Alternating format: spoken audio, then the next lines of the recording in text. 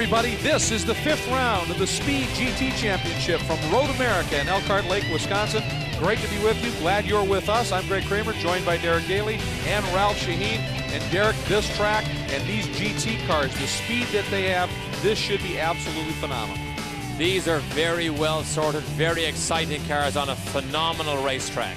Let's take a look at our top 5 points in the Drivers' Championship at this stage, and it's very close. Michael Galati only 11 points up on Peter Cunningham, only 3 more back is Jeff McMillan, then it's Johannes van Overbeek and John Young.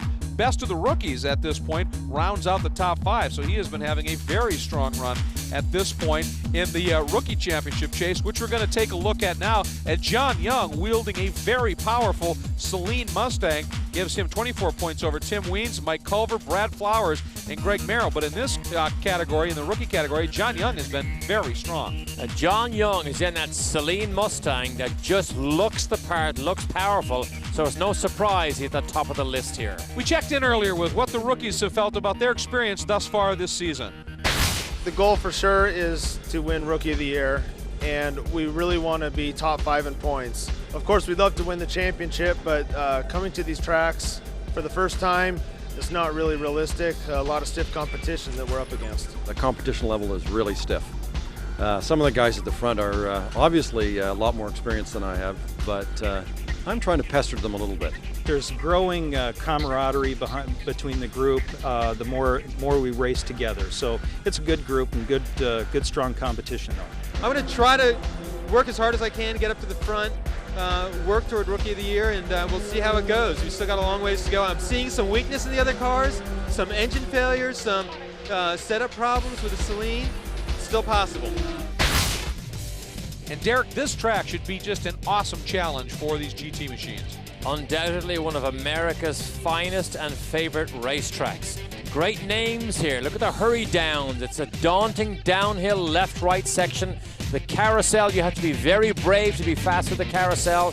Turn 11, we see big crashes there many, many times. And of course, Canada Corner, how many people have we seen in the gravel trap right there? Speed is important, and it shows in qualifying, and this is some of the highlights from qualifying. Michael Galati, he's only raced here for like 14, 15 years, knows this track, went out early, and put up a great lap, which proved to be the key, because watch this, a big, scary moment for Justin Marks. Gets it all wrong, that's the cake, you are going top speed, boom! And it is an absolute explosion over there, shrapnel everywhere. And Derek, he was lucky to get away with this one. Look at this onboard from McMillan as he comes through sort of the minefield. And you can see that the car is very definitely left in kid form. A small mistake at a high speed, and Justin Marks pays the price, or somebody does. Pays the price, but he is okay. That's the big news. As I said, though, Michael Galati went out front, got the pole, and Ralph Shaheen is with him on the grid. If you watched our coverage from Mid-Ohio, you'd notice our Woody's Ice pole interview looked exactly like this, with Michael Galati on the pole and Johannes van Overbeek right alongside. Well, the race finished that way, too, at Mid-Ohio, and they're going to start the exact same way here at Road America. Now, Michael, you held off Johannes at Mid-Ohio. Can you do it again here today? What do you got to do? Well, I think we're going to try to show the Audi S4 and qualifying. I mean, we were following Johannes very close, and I got a nice draft all through the lap, so that's why I got the pole. But it's going to be tough to hold them back because the Porsche with the brakes, you know, they're 400 pounds lighter than us, so it's going to be pretty tough over here. So we try. Well, Johannes' teammate was very fast all weekend long, but had a very big wreck and will not make the start of today's race. Now, Johannes, however, has been on the podium for the last 3 races. Johannes, you've been on every step of the podium so far this year, except for the top one. What do you got to do to get there today? I have to outrace Michael as usual. The Flextronics Brocade Shoreline Porsche has been running great this weekend at Road America, and hopefully we can outduel him and come out on top. Well, just in case he has a little trouble finding his way around Road America, take a look at what's on the driver or the passenger side door. Little map of Road America to help him find his way around this very long and tricky circuit. Hey, you use anything you have to be able to get to the front and stay there. Now, you heard Michael Galati talking about keeping the Porsche with its brakes behind him. This track's so hard on brakes, Galati running heavy. The end of this race could prove interesting. We'll be back. The road starts fast. The Speed World Challenge is brought to you by Audi. In technology, performance, and design, our goal remains constant. Never follow. Toyo Tires, known for performance. Tires that fit you. And by the all-new Toyota Matrix. Get the feeling. Welcome back to Road America. The Speed GT cars out on their warm-up lap, and they'll be lining up for the standing start, and it is going to be a good one. Now, we want to take you to our RB starting grid. Remember, Mike Galati is 4th pole of the season, 19th career, Johannes van Overbeek alongside. Now, Van Overbeek's teammate actually qualified 3rd, but because Justin Marks not able to start with that crash, Peter Cunningham will start 3rd. Jeff McMillan moves up into the 4th spot. Take a look at row 3. That'll be John Young, rookie leader, and Joel Nelson. Now, Audi has brought aboard that 3rd car. It's very interesting. Phil McClure will be on the inside of the 4th row, along with David Farmer. Both of them Corvettes filling out row 4. Row 5, the legend Derek Bell in the Audi, and Jeff Altenberg, and a frequent competitor. He's aboard a BMW. Row 6, Bob Miller in the Porsche, and Michael Culver also driving a Porsche. The 7th row is Tim Weens and Greg Merrill. Again, both Porsches and both in that rookie points chase. In row 8, it is going to be Craig Gelston in the Chevrolet and Mark Anderson in the Porsche 928. And in our 9th and final row, it's Tony Gaples in the Chevrolet and Brad Flowers in the Porsche. So that's the group that's going to line up and go for this standing start. Now, we want to take a look at the RB storylines. First of all, Galati's domination comes in qualifying. He's fast over 1 lap. This track is tough over a race, though. Yeah, but overall in the season, Galati just seems to have the power. He seems to have the staying power, and domination is a word that you'll begin to see more and more if the form that we've seen earlier continues on. Now, look, Porsche power, they appear to have a lot of power here, so they may be a challenge. A third of the storylines, Young leads the rookies. Yes, he does, and he's getting better with every race. Let me throw another storyline in here. Where is PD? He's gone a little quiet, hasn't he? No wins and no poles this year so far for one of the best teams in the business and one of the best drivers in the business. And remember, although he might line up, he's a 3rd place here on the grid. Remember, if you'd have thrown in Randy Popes and Justin Marks there, PD mightn't even have been on that 2nd row. So where is PD? Well, we'll find out if he's got an answer to your question. There's the green flag at the back of the grid, signifying everybody is clear and ready to go. Lights are on, and we are ready to get our 5th round underway. And we are just that. Again, the Audis with that all-wheel drive, tremendous starts. Look at Petey Cunningham trying to take a run inside of Van Overbeek. And it looks like he's going to try and make it stick. Van Overbeek trying to sweep around the inside, but McMillan trying for 3rd. That might freeze Van Overbeek on the outside. Everybody gets cleanly down through turn 1, on board with Derek Bell. As we head down into turn 3, there is Young right in front, and Petey Cunningham and McMillan both end up in front, and Van Overbeek back to 4th.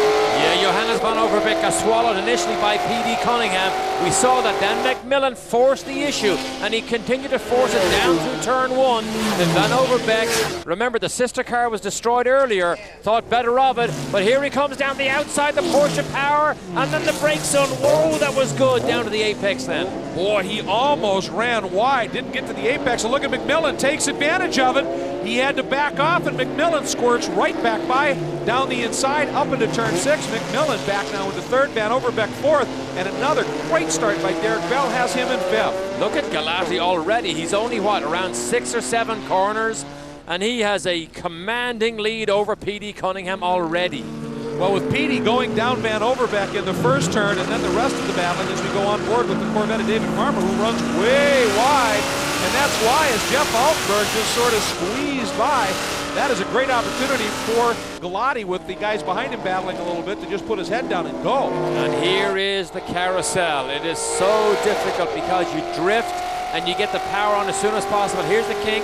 This is where Justin Marks crashed. He lost it right here at the apex, had a big lazy spin, and boom, the concrete wall on the right side just absolutely devoured a whole side of the Porsche 911. We're on board with McClure through that corner for a bit of here, and here we go. Look at Altenberg. Oh, down, he gets him. He goes by Derek Bell. Altenberg carried a lot of speed through the kink and just did a classic outbreaking maneuver. Look at D-Bell. Derek trying to get back by him, and he may have made that work.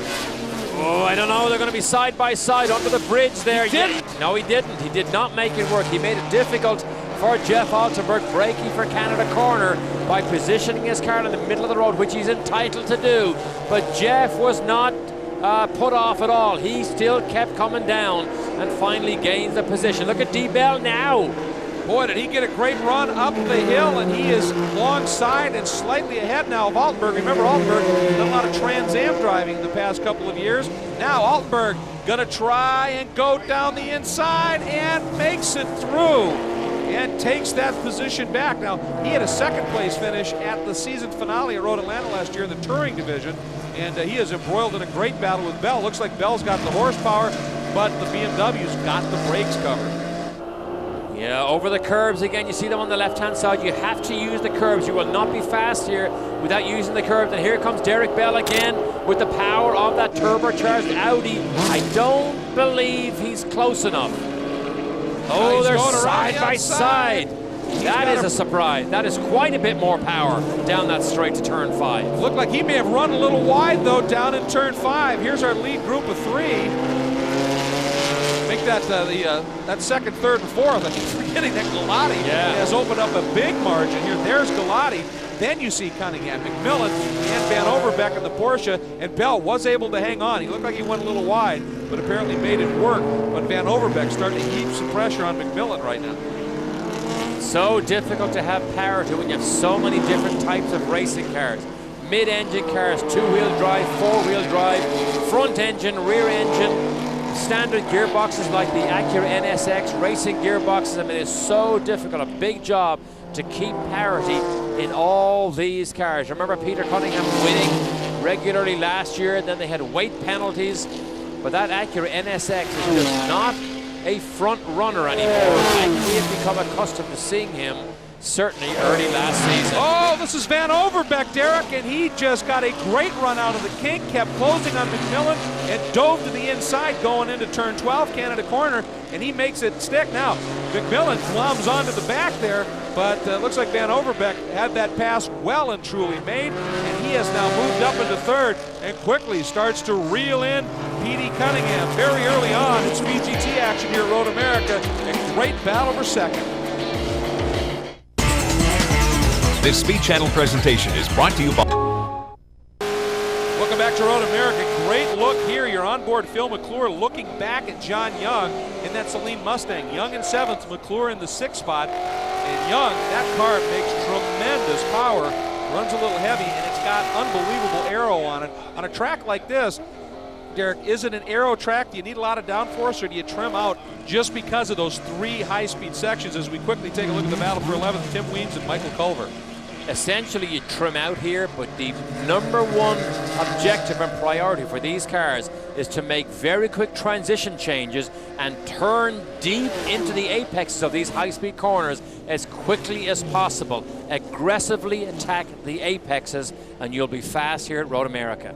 We watched that battle for 11th, but really the battle for 13th is joining them. That's Greg Merrill, and he comes right up and joins that battle for 11th. That's Culver in the white Porsche and Weens in the red, white, blue machine in front of Culver as we ride on board with Merrill. Good on boards here, 3 Porsches. Michael Culver, you see him just clips the curb right there, and then he drifts all the way over. Little kink here, which should be flat. Oh no, not flat on these. They don't have that much grip. Gear change. And look at Mark Anderson hanging on to the 911s. So Mark Anderson in the much, much older 928 hanging on well here to the back of the much more modern machinery here, these 911s. Anderson doing a nice job, just some exquisite driving right now, working. Meanwhile, up front, there was Galati. Here comes Cunningham. There is Van Overbeek, and Van Overbeek looks, thinks better of it, then looks again and dives down the inside, surprises P.D. Cunningham. I think P.D. looked at this. Did they just grind a little bit as they made that pass? Or was that just P.D. up on the exit curbing? It was just that close. You know, one of our storylines was Porsche power, and the Porsches certainly are not shy on power, but I wonder if their speed here isn't really twofold. One, they've got great aero with that small frontal area down the straights. They get through the air so quick, and they've got legendary Porsche brakes, so they're really covered from about midway down the straights all the way to the apex. Well, it's interesting that Michael Galati on our pole interview, he did mention the potential braking power of these Porsche 911s because they are 400 pounds lighter than that Audi that now Johannes van Overbeek is trying to run down. But van Overbeek got a poor start and has taken them this number of laps now to get to the head of the field to go in chase of Michael Galati. And we were watching Jeff McMillan sitting in fourth in the JJ Snacks BMW. There is the Flectronics Brocade entry of Van Overbeek, and then the real-time machine, that Acura NSX running the blower, the supercharger this year, sits in third. And that truck is still parked there. That truck's been parked there all weekend long, Greg. Have you seen that? I've noticed it. You know that's a painting. That is. You know that's a painting. Man, that was a big truck. It is big. That's huge. That's a very big truck. Cunningham right now is looking up at the back of Van Overbeek's machine as they head up underneath the bridge and into turn 6. But up front, Michael Galati, with all the battling going on behind him, there he goes. He is way, way out front. Hey, it's me, Peter. Inside Winston Cup, no one gets you closer. We are back in Road America, fifth round action in the Speed GT Championship. On board Derek Bell as he sits in 11th, chasing the Corvette of David Farmer, who sits in 10th. And Derek Bell has been in the middle of some great battles today. The car up front, that's the car of Jeff Altenberg that Derek was battling with so intently for quite some time. Altenberg's drawing away just a little bit here. Farmer sits now in between he and Bell. And Bell coming through, and there's somebody else has dropped a wheel off. All that dust up in the air, that debris is just unbelievable. And Greg, this is almost 150 miles an hour down here to the brake zone. It's been busy for Derek Bell, so let's see if we can check in with Derek. Speed channel, thanks guys. You can see it's pretty tight battle out here. Can't see much on the straight. Trying to get through these corners as fast as I can. Change the car around a lot, not really good excuses. Trying to drive quite quickly, but not really quickly enough for these guys. Anyway, we'll see what happens as it progresses. Well, you'd almost think that as more and more of that junk is brought up on the track, that all-wheel drive Quattro might end up helping him just a little bit. Now, that's Joel Nelson. He's a young American, but he's been racing open-wheel machinery in Europe and has been very successful at it, as a matter of fact. And he was brought over because he runs in the Formula Palmer Audi series. Audi brought him over to give him a run in these cars, sort of check out the young American. He's been quite impressive. He sits in the 5th spot right now in relatively unfamiliar territory, certainly, with these big sedans. Now, looking back at John Young as we are on board with Phil McClure, this is the battle for 6th spot, and Young starting to heap on some pressure. He is. You can see very evenly matched on power here. The two V8 cars, McClure and John Young, in the brake zone. Watch them in the brake zone right here. Phil McClure in the blue Corvette. Sort of middle of the road. I don't see anything. I don't see John Young gain anything in the brake zone there in the Celine Mustang. Is that Bob Miller right behind him? I believe it is. Yeah, Bob Miller in chase of John Young here. He's having a very strong run as well. And there you can see some of the aero on that Celine. Look at the dive planes and the big flat faces on those spoilers. It really makes good aero. But of course here that can hurt you a little bit in the straight line, but it helps you when you get into the corners. And oh, look at this. Bell has gone around Farmer now, and they have both closed in on Jeff Altenberg. So Derek Bell has squeezed the trigger a little bit through turn 8. Now they set up for that long run through the carousel. We're on board with Derek. And again, you see the drift. I said it before, it just does not do it on just as on television when you see them simply drive round here, because they're very difficult corners, particularly this kink here. Hear the tire squeal. And these cars through the kink, I mean, they've got to grab some brake to get through there because of the lack of grip, but the just incredible straight line speed potential of these machines. So 3 of the Audis firmly in the top 10 here. Jeff Altenberg, I don't know how many trips Jeff's going to make this year to the World Challenge, but you see him in Trans Am last year, World Challenge towards the end of last year, liked it, and comes back for more this year. Yeah, he ran Touring last year and now trying his hand in GT, which of course in terms of performance potential, a little more akin to Trans Am. He seems to feel right at home. We are back on board Derek Bell, and looking back for a minute there at Farmer. Now we're going to show you the lead that Michael Galati has built up with all that battling going on. There's the exit to turn 1.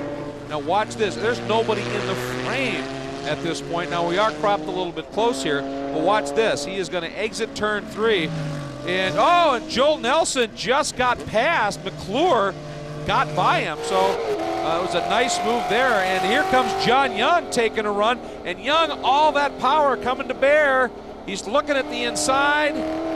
Not able to do it there. No, but you see what Joel Nelson did? He gave John Young a clear lane down the inside just in case he was going to stick his nose in.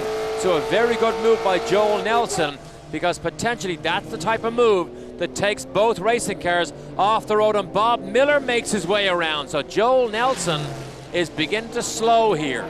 He's backpedaling a little bit. Don't know if he just got his rhythm disrupted. And Derek Bell gets around Jeff Altenberg and is able to hang on in the corner and gets the exit. But you have to wonder if Nelson has just got off his rhythm a little bit with that pass, or if he's got some sort of a problem. Bell, however, on a charge and is coming up on his young protege here and closing fairly rapidly. That's a look back at Altenberg. Behind him, the yellow nose of David Farmer's Vet. Streaming down toward turn 8 here at Road America and heading into the carousel. There's a little bit of that junk being hauled up on the track. Lives on speed. You're the best in the world. No one gets you closer. The Speed World Challenge is brought to you by BMW, the ultimate driving machine.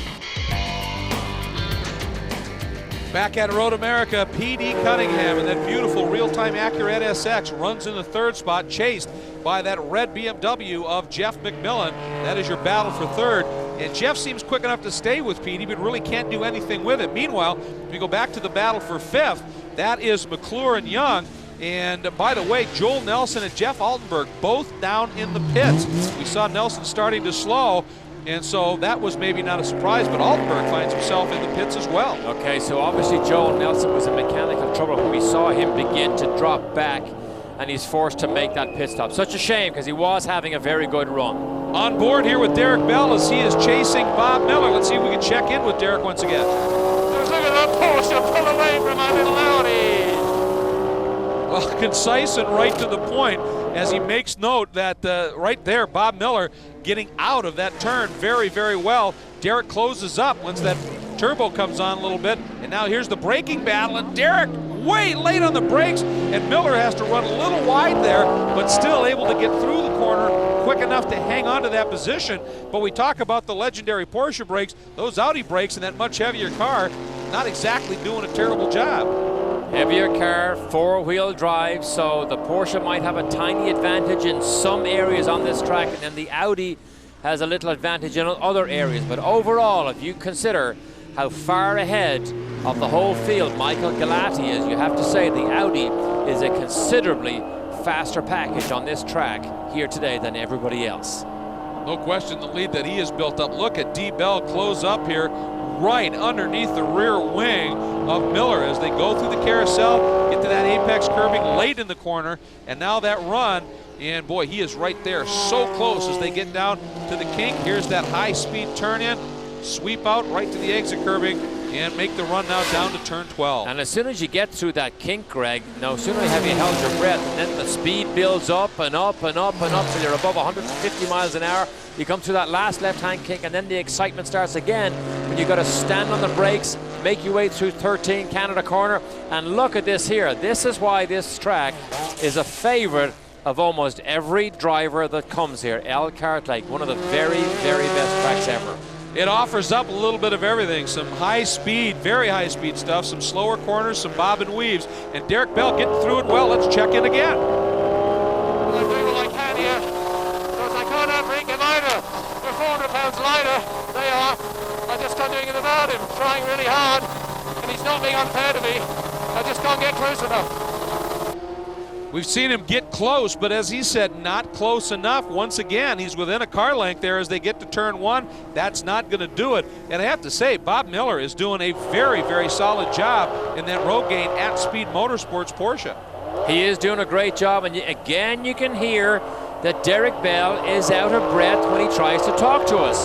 They are physically difficult machines to drive here, and if you put any type of heat factor in, the driver gets physically drained very, very quickly. This is not something you sit in and just drive and enjoy.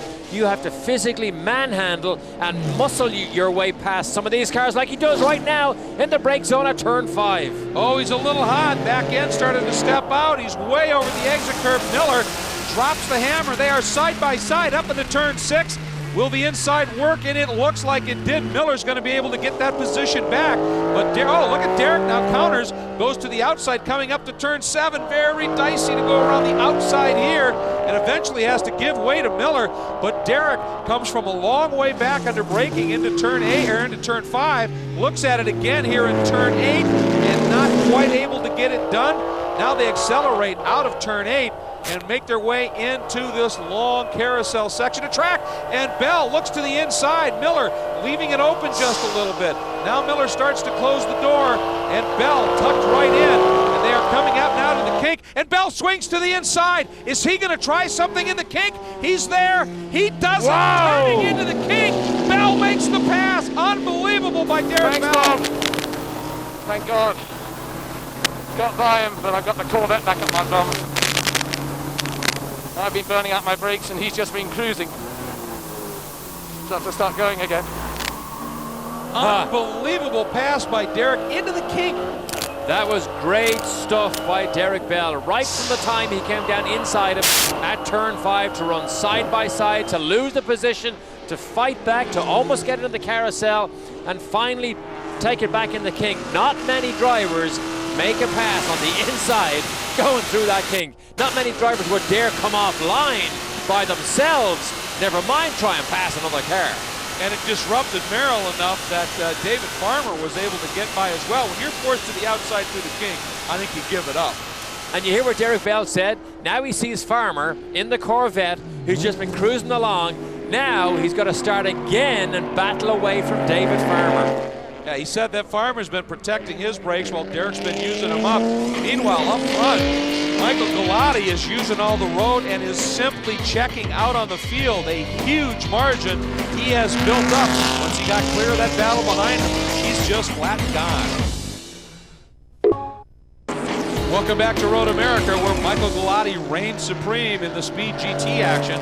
That's unfolding here, continues to hold a fairly substantial lead over the entirety of the field at this point. He has parlayed that 4th pole into a very dominant drive. Meanwhile, back in 5th, Phil McClure holds that position, but he's being chased by John Young, and these two have been in pretty close company all day. John Young, the contract metal product Saleen, and of course Phil McClure in the Aggregate Industries 3R Racing Corvette Z06. They've been having a very strong battle, and it's sort of been a little bit accordion-like. It'll close up at some points, and then a little bit later on, it'll open up. Now, earlier we saw Joel Nelson, the third of the Audi trio of drivers, down in pit lane. He's out of the car, and he's now with Ralph Shaheen. Well, Joel Nelson's crawled out of the car. Joel, what seemed to be the problem today? I'll have to talk to the guys. The engine just started running rough. But I don't know why or where. So we'll just have to have a chat with the guys and figure out what went wrong. Well, I know you didn't get as many laps as you would like to have, but what was your first experience here at Road America like? What'd you think of the track? Oh, it's a beautiful facility. Really enjoyed it and was settling into a comfortable pace with the S4. Running into 5th. It's frustrating, but it happens. That it is, gentlemen. Very frustrating. But one thing I heard from Derek Bell in talking about this young man earlier today, Derek told me he asks a lot of questions. And as you know, guys, that's what a young guy has to do. That's very true, and I would think with all of his experience in Europe, this track often referred to as being very European in its nature, very high speed and flowing. Maybe he's a little bit more at home here than he's been at any of the other tracks thus far. Exactly. Also, you got a good look there. I believe that was the Bobby Hutchins helmet device, or helmet strapping system that he was wearing, as opposed to the hands device that is more common in these type of sedans, or certainly in open wheel racing. The Hutchins device, of course, a lot of NASCAR drivers and stock car drivers wearing that now. Well, they say that the Hutchins device, it straps around your body, and that's what the helmet attaches to, is easier to get in and out of the car when you're driving in a tin top like this. The Hans device is very nice in an open wheel, open cockpit car, I should say, because it's easy to just undo the belt and step out. And of course, Bobby Hutchins was Dale Earnhardt's crew chief for many years. So we continue now to watch the battle here. This is for third. Petey Cunningham has got about as much of a margin over Jeff McMillan as he has had the entire race, 5-6 car lengths, as they work through turn 1. Then that big drop, a little bit of a climb at the exit of 1, and they plummet down into turn 3. And a lot of the elevation here is because this is the kettle moraine forest area of Wisconsin, and it has been glacially carved, and they literally go up and down and sideways and across these moraines left by glaciers a long time ago, and it has made for a great racetrack layout. And here's that battle we've been following for 12th, Weens and Merrill, and we're on board with Merrill, sits in 13th, and he'd like to be able to close it up just a little bit here, but right now Tim Weens doing a nice job in front, hangs on to 12th as we're nearing the end of our GT race here at Road America. Enjoying this race? Wish you could be on the track with them? The Sports Car Club of America is the 7. A new perspective on driving. We are back at Road America Speed GT action, and Michael Galati continues. Look at the size of the lead he has over Johannes van Overbeek, as van Overbeek now coming into turn 1, and Galati well on his way to turn 3. Third, as we go on board with our third place runner, is Petey Cunningham. That's the real-time Bosch Eibach Acura NSX, and then of course behind him continues to be the BMW of Jeff McMillan, and he just has not had any kind of an answer for Petey Cunningham. No, and PD Cunningham, no answer for this Audi right here. PD, of course, the shop is based just down the road here, 35 minutes down the road. They tested here. They know the track well. Nobody knows it better than Peter Cunningham right here, and he still has no answer for the two cars ahead of very frustrating days for real-time racing's Peter Cunningham. And of course, they have a second NSX built, ready to go, back in the workshop, should anybody want to become a teammate of Peter Cunningham this season. Interestingly, Michael Galati has almost as much experience here as PD. He's been running here for almost 15 years, and that's obviously showing. There's a good look at McMillan as he circulates that JJ Snacks BMW. And I'll tell you, you take a look at that car. That is, well, they all are in this series, but that is incredibly well prepared and turned out. And we've seen Jeff McMillan, although he said at the previous round that he might go into a little bit more conservative mode to try and score some points, we have seen him throwing this car around more than we have in the last couple of years, and I think that's simply a measure of if you're going to be competitive now, you've got to take it to the edge. You really have, particularly if you want to win these races. No longer can you sit back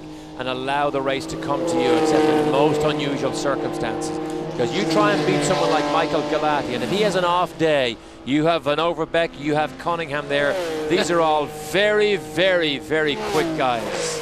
We want to drop back in the order just a little bit, show you a couple of guys that, one of them brand new, that's number 11 there, that's Craig Jelston, the rookie's out of Raleigh, North Carolina. That's the Carolina Import Works Corvette, and he's having a great go with 93. Brad Flowers, another rookie out of Toronto, and he's driving that older model Porsche, the InfoVision Porsche 993. You can take a look, there's just a little bit different look to the front of it than the new GT3 Cup machines, and a little bit different rear wing. Now they may be back in the order just a little bit, but Derek, they have been battling each other furiously. And top of the show, Brad Flowers was on, interviewed with us, saying how competitive this series is and how much he is learning from other drivers and from these type of racetracks. It's a great experience, and I'll say it again, miles maketh the man, as Brad tries to stick his nose down the inside and pulls it off as the Corvette gets sideways and sideways again.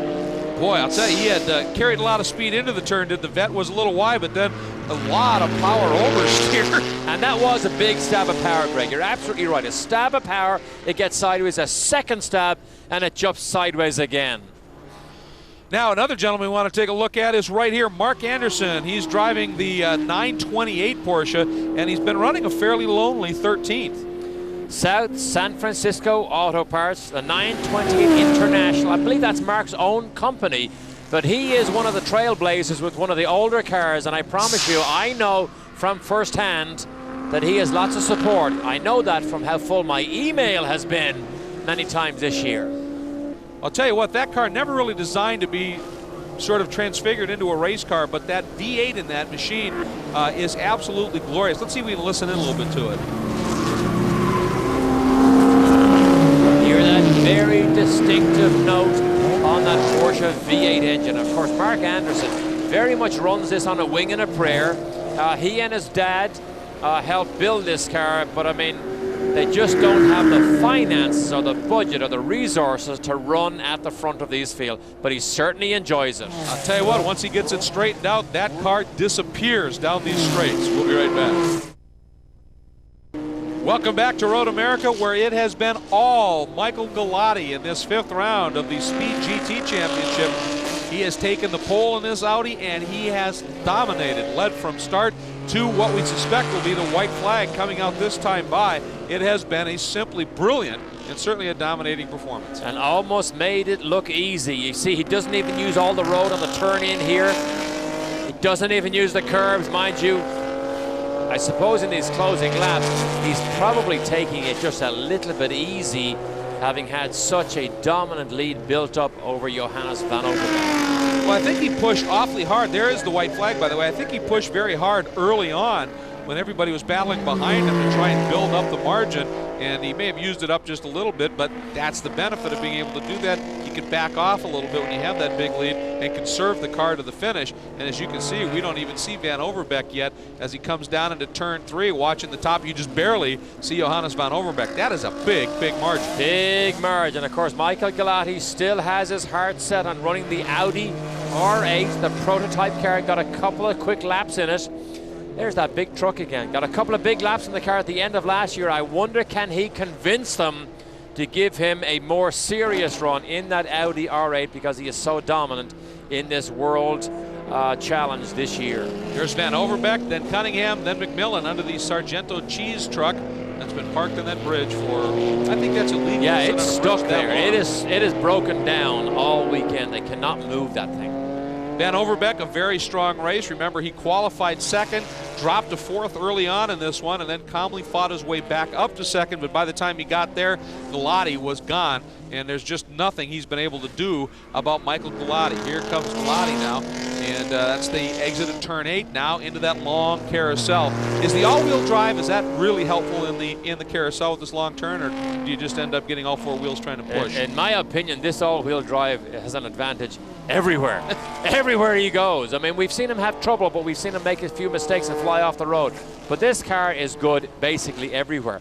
Interesting, Michael Galati just a week or so ago went to the Cleveland Champ Car race and nosed around there. I was just curious. A lot of Trans Am cars there. I was curious to see, was he just beginning to get to know some people, maybe trying to move up in a class, because he certainly has been the dominant driver in this for the last couple of seasons.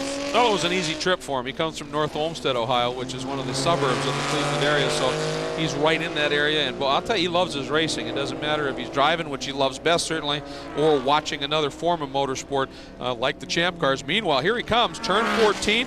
One last blast up this long hill and down toward the start-finish line. Yeah, this has not been a difficult afternoon for him. He has dominated right from the start, had made no mistakes, and this is what happens when you have a day like that. A huge win. Michael Galati, his 3rd win of the season, coming on the heels of a win at the opener in Sebring and, of course, at Mid-Ohio. And, oh, look at that. That is Farmer and Bell battling for 7th, and Bell hangs on to it. He's got the spot. He was a little off course there. And somehow still ahead of him. I think we just sort of eavesdropped on Derek right there. I may have been talking to the crew saying he got into the gravel, but somehow stayed in front. Now he's got to stay in front on the run up the hill. If he does, he will get 7th spot, and it has been a well-earned 7 if he hangs on to it, and looks like he'll be able to do just that. Farmer's close, but not close enough. Derek says, I'm out of the sand, and somehow I'm still ahead of him. There's nothing worse than when you know you made a mistake and you know you're slow on the gravel or on the sand. You just expect the driver that's following you to motor past you, and it didn't happen here, and Derek was even surprised. Meanwhile, there is Michael Galati, and he is enjoying this one. Arguably his best race of the season in terms of just being able to dominate it, control it from start to finish, and of course had that 4th pole on the way. We'll visit with him when we come back to Road America. To imagine what no one has ever imagined before. The Speed World Challenge is brought to you by Toyo Tires, known for performance tires that fit you.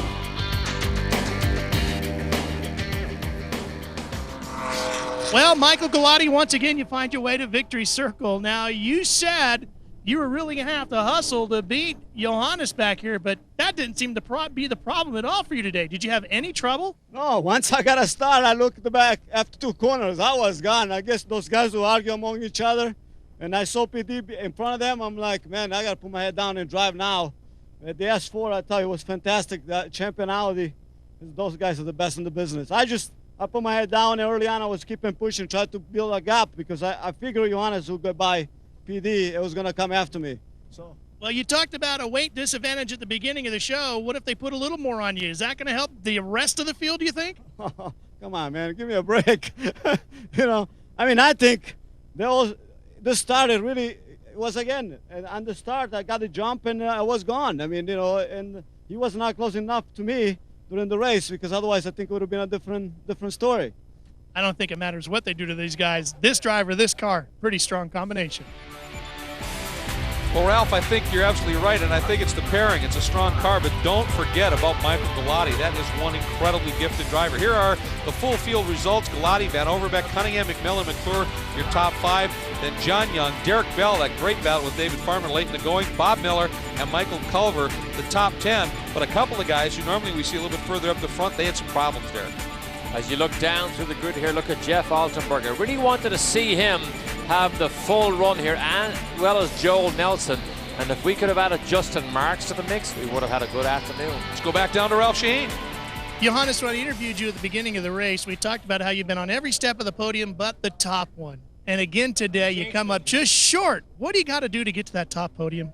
It's my fault. The Flextronics, G&W Brocade, Shoreline guys put together a great car, and we just got off to a slow start, and I got caught up in some slower traffic, and that gap was enough to get Galati ahead, and that was it. So I'm pretty frustrated. So is this just part of the growing curve of a young driver on his way up to the top, just learning now how to overcome your own mental mistakes? No, I made the mistake before and thought we had it solved, and I just screwed up. So back to the drawing board for one more day, but I guarantee you guys, he's going to find his way to the top of this podium soon.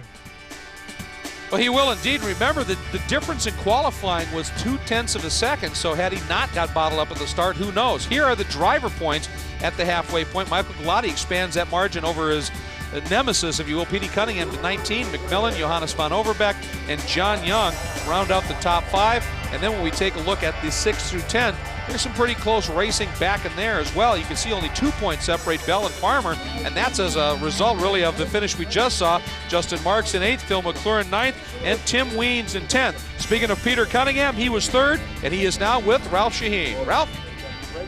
Peter, we talked about at the beginning of the show today that this is a home track for you. That might be an advantage. Was that a big part of you coming home third today? I think so, yeah. I mean, the real-time car was as good as it could be. The whole crew and all my friends and family supporting us out there really helped. I mean, 3rd place was a very tough deal today, but, you know, all our sponsors really put a lot into this, and we have a lot to thank for it, even to be here. The veteran of the series comes home with another fine podium finish. Well, he did indeed, and you expect nothing less. Let's take a look again at our rookie points right now. And John Young, 29 in front of Tim Weens, Culver, Flowers, and Greg Merrill. And John Young and Tim Weens, well, they're all doing a great job, Derek. They really are. Michael Culver has a lot of experience, and he really would like to see himself move up to challenge John Young pretty shortly. Now here are the manufacturer's points at the halfway mark, and again, very close. Audi only 1 clear of Porsche, 7 further back is Acura, 3 further back BMW, and then the Celine, only 1 of those, that's a numbers game, but Young doing a nice job. And guess what? Derek Bell got the Rogaine winner for the hair-raising pass. Well, Derek, for the 2nd week in a row, the Rogaine hair-raising pass of the day goes to you, and the kink is not someplace that anybody would think of setting up a pass, but obviously works for winning the award. How did you do it? Well, I saw Bob was a little slow going in there. I mean, the best will in the world. He's driving incredibly well. Didn't put a foot wrong. And he was very fair the whole time. And he could brake deeper than me. But that time I knew he was going to back off more than me because he didn't like the kink that much. So I capitalized on it, and that was it. Thank you very much. How does one make the pass in the kink? What do you have to do to pull it off there? Be lucky. No, I was down the inside, so I knew I had a bit of an advantage. But I didn't know how much you'd try and run with me because around other corners we had been side by side. But he has more power than me. You know, the car's like 400 pounds lighter, so of course it nipped off the corner a bit more sharpish than me. But, you know, I just knew I'd have to get him somewhere because David was catching up hand over fist. You also have to be courageous and make a pass stick in the kink. Derek Bell outbraved him, and that's what it was. Now, that wraps things up here at Road America. The next event, Derek, about as different as you can get, the new street course at Washington, D.C. A phenomenal event the Washington, D.C. will be. But you know what? Van Overbeek said he screwed up. I know what happened. He was practicing how to say Flextronics, G&W, Shoreline, Brocade, Porsche 911 Cup car when that green light went off. That's what happened. It's probably exactly what it was. Join us from Washington Sunday, August 4th, 4 p.m. We'll see you there. For Derek Daly and Ralph Sheen, I'm Greg Kramer. Take care, everybody.